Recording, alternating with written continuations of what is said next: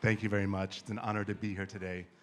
We're going to present about the challenges and successes that we've had, some of them, that we've had with the End of 10 campaign, which was correctly described as a campaign to move Windows 10 users to Linux when their Windows 10 support ends.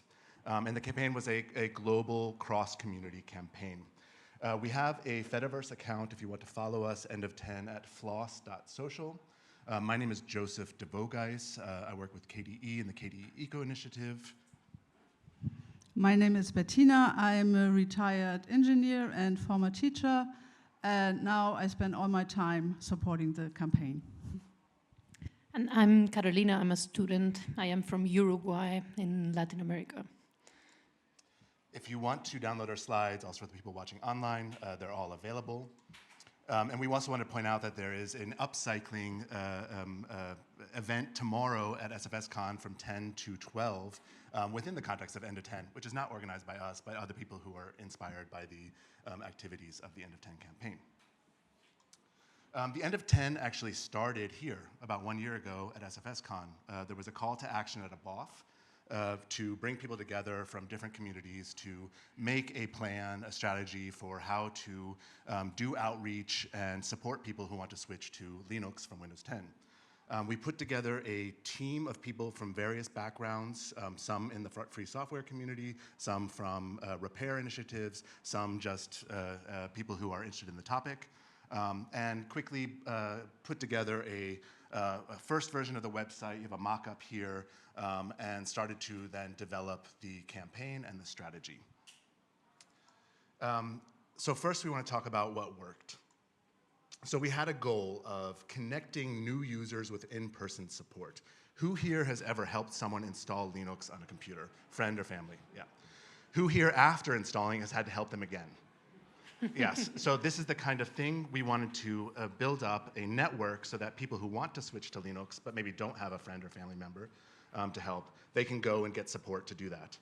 So the idea, the ABCs of the campaign were promote existing local networks around the globe, do outreach both from the campaign and from our supporters to users, find more supporters and the media, and then build up new networks. Yes, we have been very successful in finding people to sign up to we have a directory of places that offer this support. As you can see, it's very Europe heavy at the moment, but we have people really all over the world. I personally try to contact those people that you can see there in Latin America, and I was very proud to have them there very early on in the campaign. And yes, tomorrow also we have a BOF in which you can join and help us try to balance the dots a little in this map. And if I could just add, this map, the screenshot was made about 2 weeks ago. We've added about another 40 places and events since then. And every week we get about 10 to 15. So. Right, so also something that was quite important, I feel, is that we have a lot of volunteers, people who join and want to help in any way. I think the campaign has also been good in providing like a direction for these people. People want to help, people want to do something, they don't always know what to do or how to do it. So the campaign has really, I think, given a direction to channel this enthusiasm in a fruitful direction. We have also a lot of people who have made posters and flyers and events, of course. Everything is shared, everyone can use everything. In this sense, it's a very lively community that, well, I don't know, provides things that everyone can use, everyone can learn from each other and continue to do things where before maybe they felt a little helpless or powerless. Part of the strategy was to get support from free software communities and repair communities. And so we did outreach early on to many different organizations. You can see a list here. From Debian, KDE, GNOME, to the Free Software Foundation Europe, the Software Freedom Conservancy, to also initiatives like Repair Cafe International, Right to Repair Europe, Anstiftung, etc. Part of the idea was that we would be a reference point for these various communities to also do their own outreach. And what you see on the right side here are just some examples of articles and blog posts that came out of the distributed outreach approach of the campaign strategy. What was nice to see was that this enabled us to reach audiences we probably wouldn't have otherwise.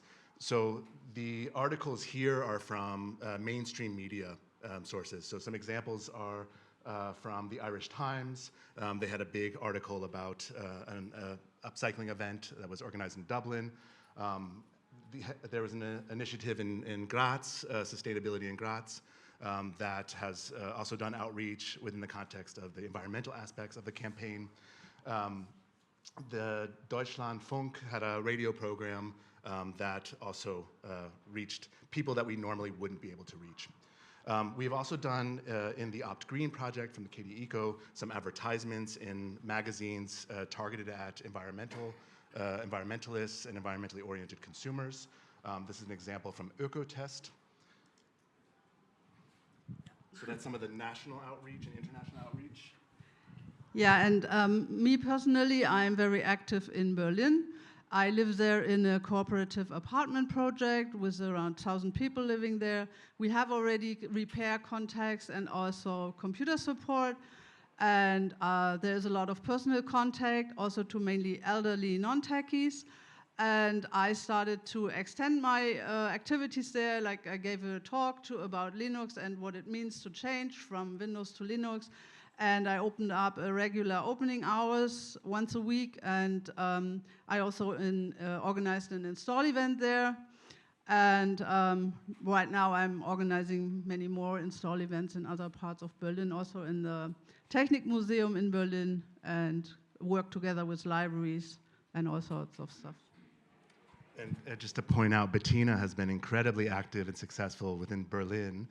There are other people with varying degrees of success at all of those little dots around the map that are doing similar things, hopefully as good as Bettina has been able to do in Berlin. We were doing outreach to repair initiatives. When we started contacting them and saying, you know, this is a topic that's related to repair, many people think of repair as just the objects that you have, and software seems to be off their radar. And in fact, when we started talking about it, we received feedback like, we don't think this is relevant for our communities. We convinced them, let us give a presentation to your community, see if there's interest, and then we can go from there. 180 people working in repair cafes around Germany came to the first online meetup. The second meetup, there was about 110 people, if I remember correctly. There was a webinar, a great resource for how repair cafes can install Linux on devices to keep them in use. There's been local outreach in Berlin. Yeah, we reached out to some environmental organizations, and we had market booths and went to networking meetings and so on. We also gave a talk there. Yeah. And I think this, to me, has been one of the more interesting narratives that's come out of this, is this involvement of the repair community in the topic of free and open source software. Free and open source software being repairable software. Proprietary software doesn't allow you to do what you can do with free software. Some of the challenges. So we have one use case here as an example. Yeah, that was, you see here some photos of my first install event at our apartment project. Yeah, my sort of main target group is like elderly people, because I think they don't use their computer for that many things. So mainly they use a browser, email, sometimes also only in the browser, some office tools and video calls, and all this is easily done, can be done with Linux easily. So it's not that big deal, and most of them already use Firefox and LibreOffice. And yeah, some of them felt very proud that they have done the first step to more digital sovereignty. And yeah, it's also important to offer continuous support, because if you only have an install party and then afterwards people don't know that they have a place where they can go, it's problematic. But with this openly weekly hour I have, they know afterwards they also get help. And to add to this, it's sometimes hard if you're just reaching out to individuals to get them motivated to come, but when you go to a community of people that are already connected with each other, which is what Bettina has been really, really great at doing, bringing a whole group of people that know each other into a space to explore together, they also can then support each other in that process and feel more welcome. So I think you've really done a great job in that. So what comes next? So what are the things that we're thinking of? So. Right, we got an extra year to do this. Microsoft has extended the support for a year, of course, with some strings attached. You have to either give your data or pay some money, or there are different models for different places. But ultimately, what this means is we get to do this for one more year. Yeah, and hopefully people don't wait a whole year. Why wait? You're just going to be confronted with the same problem October 13th next year. Right, and the campaign is a lot stronger today than it was a year ago. So it's essentially a free year for us. Yeah, it feels really good because it feels like we have just started. The campaign just got really a movement, and it's really great that we can continue this work that, as I said, just started and can grow more. So one of the things that we've been thinking about is how do we make this network something that exists for the next year and beyond, right? So one of the first things is continuing our engagement with existing networks, the kinds of like repair cafes or Linux cafes or Linux user groups. And we want to extend that also to environmental groups, which are already somewhat involved. Climate camps, actually in Alto Adige, there's a climate camp that is involved with the End of 10 campaign as well. One thing to be aware of from our experience is when you're doing outreach to these groups, you're going to be introducing something new for them to offer potentially, and that comes with new challenges. So an example of the repair cafe that has come up is usually in a repair cafe you have a toaster or something similar, repair it, and then they leave. With software, as many of us have experienced, they might come back. Also shortly after with questions or some problems that are coming up. That's a different kind of service than maybe repair cafes are generally offering. One thing that we'd like to talk about as well as at the BOF tomorrow is what kind of infrastructure can we from the free and open source software community bring to these communities that may not be used to networking on a global scale. Are there forums that might be helpful for these communities, communication channels, et cetera. Trying to think of the kind of infrastructure that will support them over time in offering Linux support. Yeah, and we think it's also important to like reach out even more to people, like to non-tech people, to reach them and to inform them about this, because Linux is not the first thing that comes into their mind when the support ends. So to go to libraries, public institutions, for example, the Technikmuseum in Berlin, church groups or whatever groups. You could also organize something in your private context, just bring some people together and tell them something about it and show them a way to how to change. And it's you only need to find open and tech interested people, and you can build all sorts of networks. It doesn't even need to be in a constitutional frame. So all of you in this room are invited to come join the campaign. You can start by coming to the BOF tomorrow. We have a BOF at 1 o'clock in Crane Hall.